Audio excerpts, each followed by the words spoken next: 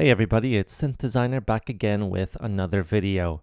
Today I want to continue our series on Music Mondays, and the topic will be setting routines and then following through on those routines. If you're not familiar with this series, I talk about just general topics in music. Sometimes it's about more technical items, other times it's more broad, and I just really want to get the community involved. And I know sometimes these can be very helpful for some of the viewers, just getting away from some of the more technical aspects of music production and into more kind of philosophical topics. So when it comes to setting routines, I think it's very important to keep in mind what your typical schedule is like. If you're a full-time worker, 40 plus hours per week, or even if you work part-time, 25 to 40, whatever it is, you have to be realistic about the expectations that you set for yourself and what you can achieve within the time that you have. We have family obligations, friends, just general downtime, whatever it is. We want to set up our routines to make sense for us. Right now, I would say I devote about 10, maybe a little less hours per week to music. At points in my life, it was a lot higher. But just for now, that's a little bit lower. I think maybe in the new year, I will try to kick that up again a little bit more. But realistically, for now, I'm comfortable with that amount. That means I only have so much time to record videos, think of new topics, and then, make the music I want for myself. Realistically, I haven't released music in almost a couple years, and that has a lot to do with the fact that I just don't have the time for it. I prioritize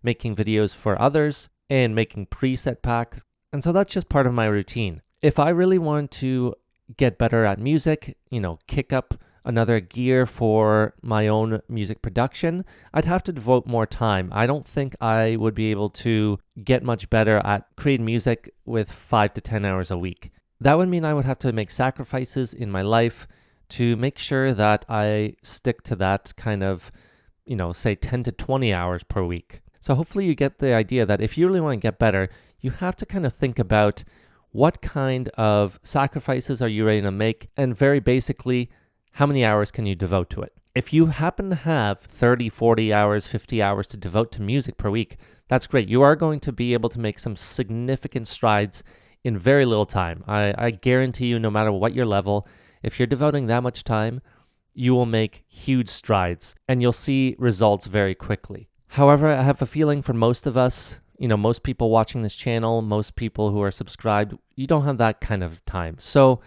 how do we establish successful routines to make us better? Well, first, I would suggest that you take a very close look at how much time you have per week, and then what do you want to accomplish in that time? You'll have to make some sort of sacrifices when it comes to what you want to do.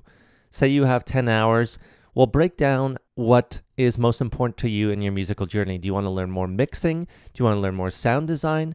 Do you want to just write better songs? Do you want to create presets of your own? Do you want to make your own content?